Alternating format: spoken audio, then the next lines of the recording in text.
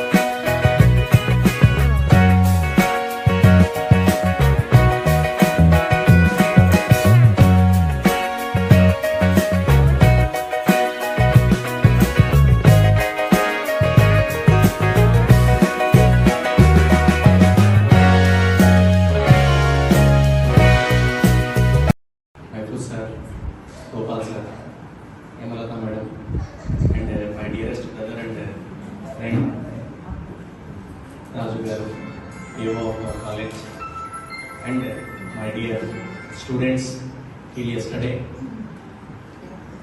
law graduates today, and dear colleagues tomorrow.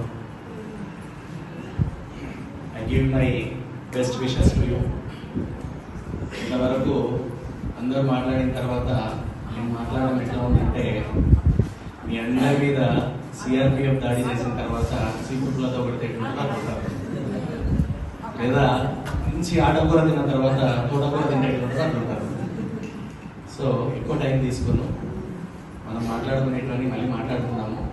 Will be available always because you are my dearest students.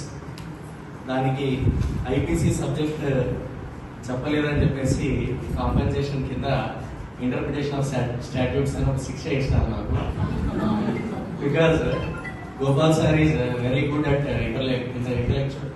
Intellectual property and IPR and interpretation of statutes subject రావట్లేదు.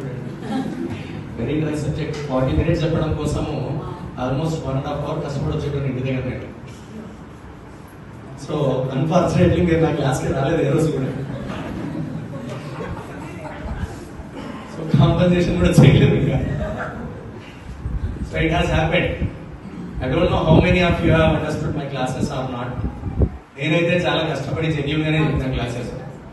But మీరు ఎంతవరకు దాన్ని తీసుకున్నారు ఏంటి అన్నది పక్కన పెడితే, we have three stages in law profession. One is learning knowledge, working knowledge, expertise knowledge. Now you have finished your first stage of law graduation, that is learning knowledge. Law graduation is just a learning knowledge. Only 10 to 15% of your profession. Working knowledge is 85% of your profession. Whereas expertise and knowledge is no percentage, no limits. మీరు అనుకుంటుండొచ్చు ఈ రోజుతో మాకు వైభవం ఉండదు, Gopal sir call చేసి ఈ subject ఏంటి అని చెప్పేసి అవసరం ఉండదు, అడగాల్సిన పని ఉండదు. రేపు పొద్దున వచ్చి మళ్ళీ రాజు సార్కి సార్ హాల్ టికెట్స్ ఏమైనా సార్ అని చెప్పి అడిగి ఇది ఉండదు, లైబ్రరీ ఎక్కడుందని చెప్పి ఎదుర్కొనే పరిస్థితి ఉండదు, రాజుకి ఇబ్బంది పడి బుక్స్ తీసుకునే అవసరం ఉండదు. ఎగ్జామ్ షెడ్యూల్ ఎప్పుడు వచ్చిందని చెప్పేసి వాట్సాప్లో ఏ సబ్జెక్ట్ ఎట్లా రాయాలని చెప్పేసి యూట్యూబ్లో చూసే పని ఉండదు. రేపటి నుంచి మీ స్టైల్ ఆఫ్ వర్క్ అనేది మారిపోతుంది. How you should be, what is a legal profession, ఇదంతా గుర్తుపెట్టుకోండి. మళ్ళీ మాట్లాడు, వేరే వేరే రోజు మాట్లాడాలి. ఎందుకంటే చెప్పినా కదా ఆల్రెడీ ఆటో కూడా తినేసినాను కదా, ఫోటో కూడా తినకూడదు ఇంకా. సో ఇదంతా ఫేర్వెల్ రోజు మాట్లాడుతున్నాం. One thing I want you to is continuous updation. ఏ రోజు ఏం జరుగుతుంది అని చెప్పేసి అప్డేట్స్ తెలుసుకోవడమే, అప్డేట్లో ఉండడమే, నేర్చుకోవడం. ఎప్పుడు కూడా చదివే పని ఉండదు అని చెప్పేసి పక్కకు పోయేటటువంటి ప్రొఫెషన్ అయితే మనకి కాదు. ప్రతిరోజు ఏదో కొత్త విషయం తెలుసుకుంటూనే ఉండాలి. ఎందుకంటే if you are cross examination, if you are doing cross examination to a expert, that is medical expert, doctor గురించి మీరు డాక్టర్ని క్రాస్ ఎగ్జామినేషన్ చేయాలనుకోండి, you should know what is foreign material, what is medical negligence. Medical negligence లో ఏదో ఒక foreign material అనేది వదిలేసినాడు బాడీలో, so దానివల్ల చనిపోయినాడు. వాట్ ఈస్ మెడికల్ నెగ్లిజెన్స్ ఏంటది? You should no. Advocate should know something about everything. So ప్రతి దాని గురించి కొంచెం కొంచెం నాలెడ్జ్ అనేది అక్వైర్ చేసుకుంటూ ఉండాలి. When you listen my classes, నేను నా క్లాస్ సబ్జెక్ట్ కంటే అదే ఇప్పుడు చెప్తాను మీకు, how you should apply law. So talk on 15 ఆ రోజు మాట్లాడుతున్నాను ఏంటి వర్కింగ్ నాలెడ్జ్, వర్కింగ్ అంటే ఏంటి, ఎక్స్పర్టైజ్ నాలెడ్జ్ ఏంటి.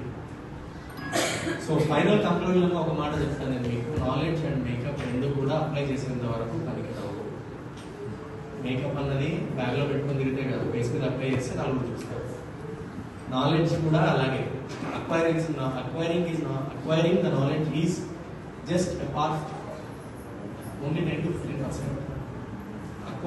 Applying the knowledge is very, very important to get succeed in this profession. So now you are into 2025. You are a golden batch who have learned IPC and practically applying BNS. Okay, the IPC apply చేయాల్సింది BNS. You are that golden batch.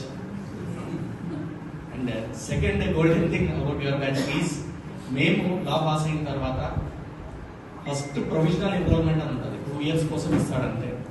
ఈ 2 years లో 2 attempts లో AE pass అయిన తర్వాతనే మీ పేరు వకాలత్లో వేసుకోవాలి. అంతవరకు you should not file vakalat in your name. But it is a very good opportunity to you to is directly you have passed or attempted AE while you are learning. So immediately మీ enrolment అయిపోయిన తర్వాత, మీ COP certificate of practice వచ్చిన తర్వాత, you are able to write your name, you are able to file the wakalat in your name. So ఆ golden opportunities రెండు మీకే వచ్చినాయి, మీ బ్యాచ్ కి వచ్చినాయి. No other batch has got that much opportunities as much as you got. So I expect you not a get together party. దీనికి get together party అని పేరు పెట్టడం కంటే కూడా మీరు ఏదైనా పేరు థింక్ చేసి ఉండాలి. But I expect you after 5 years in the year 2013, I expect all of you to do a get-together function with a very good rate of success in this law field. Because in 2016 we came out from this college. I was a 2013 to 16 batch. 295 students have passed the law in 2016. I do not know how many have got succeeded. I remember only 10 to 15 guys who are coming to court regularly, and only 20 to 25 people are students of my batch. They have got succeeded in this law profession. Unfortunately, ఆ సరదా ఏదైతే ఉంటుందో coat వేసుకోవాలి, ఆ bands పెట్టుకోవాలి, judge ముందర పోయి నిలబడాలి, మేము అడ్వకేట్ అని చెప్పేసి రెస్పెక్ట్ పొందాలి, ఇవన్నీ ఎప్పుడు వస్తాయి అని అంటే ఆటోమేటిక్ వచ్చేస్తాయి. ఒకనొక టైంలో ఏమైపోతుందంటే కోటు గౌన్ వేసుకోవడం కూడా గౌరవం అనిపిస్తుంది. ఎస్టర్డే ఆన్ 7th 2 మాటలు చెప్పి క్లోజ్ చేస్తాం. So on 7th one of my junior he went to court.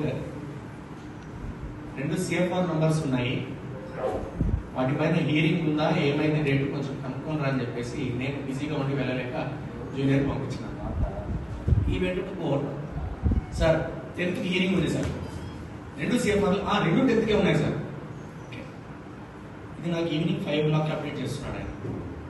Morning 11 అయిపోయింది, 5 o'clock నాకు చెప్పినాడు. ఓకే 10th అంటే మండేనే, పెద్ద డేట్ ఏం లేదు, టైం లేదు అని చెప్పేసి మార్నింగ్ హరిగా నేను వచ్చేసి కోర్టుకి వెళ్ళిపోయి అక్కడ పోయి నిలబడితే ఇన్ని మొత్తం దాదాపు ఒక 60-70 కేసులు పిలిచినారు, కానీ నా కేసు పిలిచలే. అదొక టార్చర్. కేసు పిలిచేందుకు కూర్చోవాలి, సరే ఫోన్ కాల్స్ వస్తుంటాయి, సరే కూర్చున్నాం. ఆఫ్టర్ 11:30 బెంచ్ క్లాస్ బెంచ్ దిగంగానే సార్ 10th మా హీరింగ్ ఉన్నాయి సార్, పిలవలేదు అని చెప్పేసి సీరియస్గా అడిగాను. అంటే లేదు సార్, మా కాల్ షీట్లో కూడా ఏం లేదు, కాల్ లిస్ట్లో కూడా ఏం లేదు. You go and verify dairy.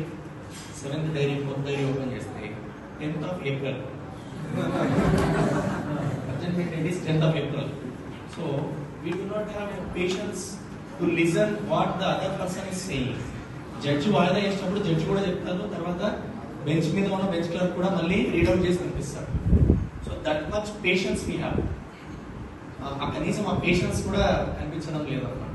అది కొంచెం బాధ అనిపిస్తుంది, ఎందుకంటే he has wasted his time and as well as my time also. So I request you to make a get-together function in 2030. I want to see all of you as a very much successful in this advocate profession. Thank you for the opportunity. Giving the opportunity.